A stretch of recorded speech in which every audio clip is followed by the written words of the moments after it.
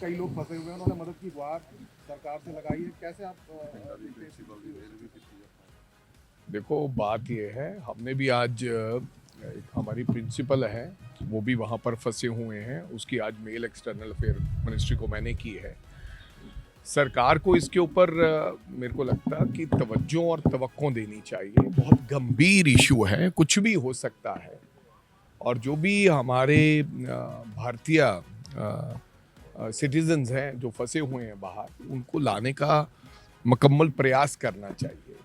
कोई मेरे को अप्रोच कर रहा है, कोई किसी को अप्रोच कर रहा है, इस तरीके से हफड़ा दफड़ी मची हुई है। तो दोनों देश आपस में बातचीत करें, एक्सटर्नल अफेयर मिनिस्ट्री ये तय करे कि किस तरीके से उनको लाना है, और उनके परिवारजनों को भी इंफॉर्मेशन समय पर मिलती रहे कि हमने ये प्रयास किए हैं और इतनी देर में आपके परिवार वाले यहाँ पर सुरक्षित पहुँच जाएंगे। और वहाँ पर भी जब तक नहीं आ सकते, उनकी सुरक्षा के इंतजाम वहाँ भी होने चाहिए, एम्बेसीज को कहकर, एम्बेसडर्स को कहकर।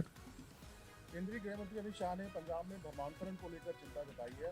उन्होंने कहा कि बहुत बड़े पैमाने पर परिवर्तन पंजाब में हो रहा है। देखो, पंजाब के बारे में जो चिंता है ना इस प्रकार की, अभी आगे हैं इलेक्शन जब आ गए हैं तो फिर मोदी जी और अमित शाह जी विशेष तौर पर उन राज्यों के में चिंता करते हैं जहां पर चुनाव होते हैं, बिकॉज उन्हें किस प्रकार से सरकार बनानी है, कैसे उनकी सरकार आए, ये सब तमाम दावपेच वो खेलते हैं। चाहे वो पोलराइजेशन करके कर दें, चाहे प्रदेश के हालात खराब करके वो अपनी सरकार बनाने की कोशिश करें, चाहे वो इस तरीके की बातें करके, क्योंकि बीजेपी सरकार कब क्या बयान देता है। बहुत बार देश के प्रधानमंत्री ने ये बात कह दी थी कि अगर मंगलसूत्र सुरक्षित चाहते हो तो फिर आपको बीजेपी की सरकार चाहिए, ये कहा उन्होंने अपने भाषण में। और मैं समझता हूं कि अभी तो एक ट्रेलर है, कुछ भी कह सकते हैं। अभी अमित शाह जी का आना तय हुआ है, सुना है पंजाब के अंदर, वो क्या कहेंगे क्या नहीं कहेंगे और कैसे कहेंगे और उसके पीछे मतलब क्या होगा, ये कुछ ही लोग समझते हैं, ज़्यादा लोगों को समझ नहीं आता है।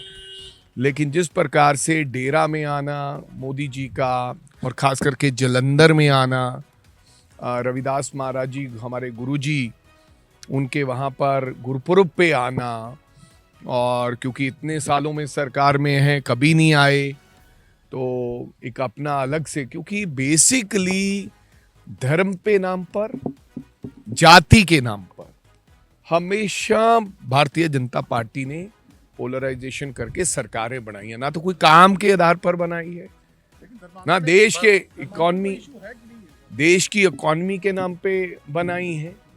इस तरीके का काम करके देखो, आज देश का गृह मंत्री साहब जो 11 साल से 12 साल से सरकार में है, आज भी चिंता ही जाहिर कर रहे हैं किसी भी काम के ऊपर। भाई आप काम क्यों नहीं कर रहे? 1.5-2 साल पहले चिंता जाहिर की थी कि लॉ एंड ऑर्डर के हालात बहुत खराब है, लेकिन बॉर्डर सिक्योरिटी फोर्सेस आपके पास है, आधा पंजाब बॉर्डर पे लगता है, तो चिंता क्यों जाहिर कर रहे हो? आप कुछ करिए। अगर आपको वाकई में ही चिंता है, चिंता तो हमें जाहिर करनी चाहिए, जो सरकार में नहीं है। जो सरकारों में उनको चिंता नहीं, काम करना चाहिए।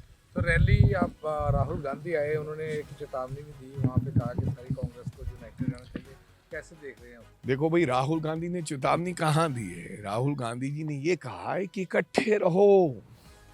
उन्होंने कहा कि एज ए टीम खेलोगे, कोई भी जो टीम है वो एज ए टीम खेलती है, सारे प्लेयर उसमें काम करते हैं, अच्छा प्रयास करते हैं, खेलते हैं, अच्छा अपना उनका वो रहता है प्रदर्शन, तो फिर ही काम वो गेम जीत सकते हैं और वो टीम जीतती है।